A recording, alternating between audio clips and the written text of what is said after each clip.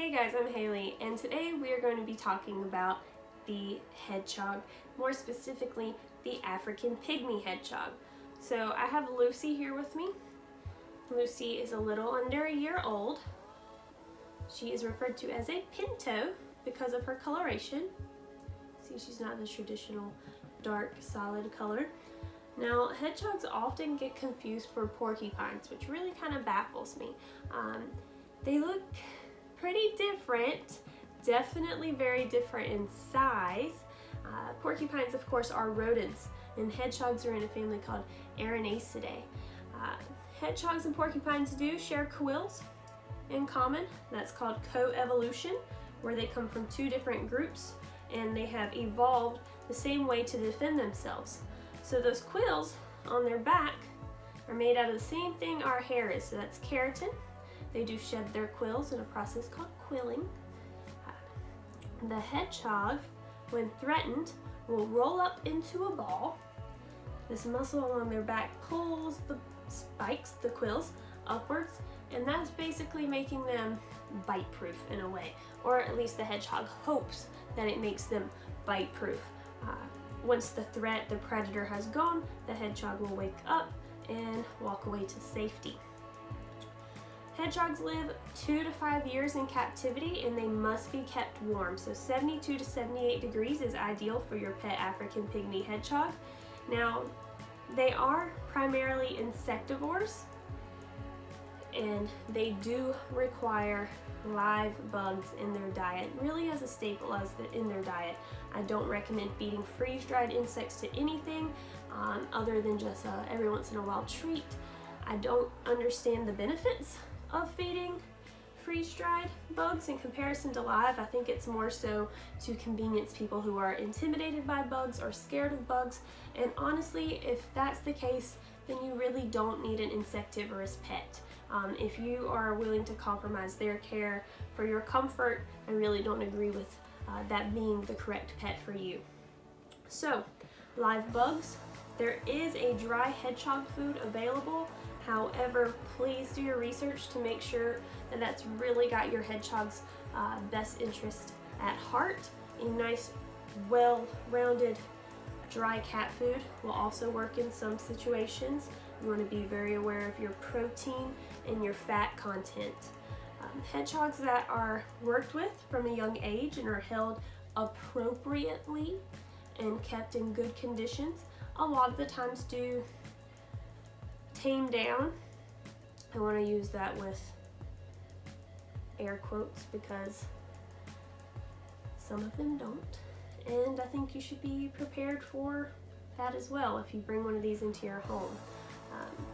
Lucy does wonderful. I actually got Lucy from a daycare, and she had been passed around all day, every day. Apparently, they are nocturnal, so you want to keep daytime handling to a minimum. I normally only take Lucy out at least after 6 p.m. So today's one of the earliest I've ever woken her up, and I have given her her snuggle sack here as an option. You can find lots of different bedding varieties and stuff like that for your hedgehog online. You can make some yourself if you're handy.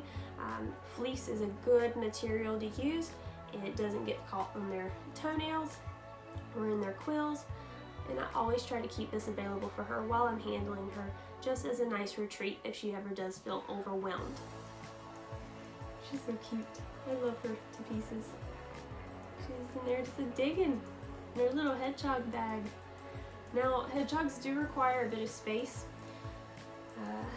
A Tupperware dish is not acceptable, and I include that specifically because at my job, we've actually taken in some hedgehogs that were literally being kept in Tupperware dishes their entire lives, and that is just disgusting to me. These guys travel an insane amount at nighttime, every night. I mean, miles in some scenarios, miles, and you're keeping them in a tub. Not ideal, not appropriate. Lucy's enclosure is 4 by 2, and that is pretty much the smallest that you do want to keep your animal in. They need at least 8 square feet of space, and hedgehogs don't do very well with multiple layered enclosures. They have a tendency to fall and could injure themselves that way. So just one nice big flat or slightly sloped, if you're going the more natural route, is fine, but nothing with multiple layers like you would do for a ferret or a sugar glider. Steer clear of that when dealing with hedgehogs. As far as the maintenance goes, you definitely want to have fresh, clean water provided to them daily. Just a shallow dish, nothing like a reptile where they'll have to soak or bathe in it. I give Lucy a sand bath, definitely not a dust bath. You want to avoid the dust. It can cause a lot of problems with the respiratory of a hedgehog. So I do let her have a sand bath, and if I ever see any issues, I might remove it for a little while and bring it back, but she does enjoy cleaning herself in it. I do also provide small amounts of vegetation in her diet. Look at this creature. But it's really no more than 5% of her diet. Everything else is insects or dry food. So definitely don't get carried away with the slices of apple or carrot or anything like that. When keeping a hedgehog, you want to be very aware of their feet. They have toenails, of course, or claws, and those will overgrow and get embedded or cause other issues. So you want to always be aware of those and make sure that they are being maintained, either by something coarse in your hedgehog's enclosure. So I gave Lucy, one of her hides is a little terracotta pot that does help wear her nails down, but not to the point where it's going to damage the pads of her feet. Other than that, if I ever see a toenail that's growing a bit faster or irregular in comparison to the others, I'm more than ready to trim it for her. If you are uncomfortable with that, your local exotic vet or even your small animal vet can take care of that for you and your hedgehog. I had worked with a lot of hedgehogs before actually owning one, and can tell you they're pretty amazing little creatures. I don't recommend them from anyone under the age of 12. You know your kids better than I do, obviously, but that's my recommendation. No one under 12, and I recommend that everyone be on board with this creature before bringing it into your house. Parents, it is 5 years, but it's 5 years you have to be committed to caring for this animal. Well guys, that concludes our talk on the African Pygmy Hedgehog. If you have any questions or feel like I left anything out, feel free to message me.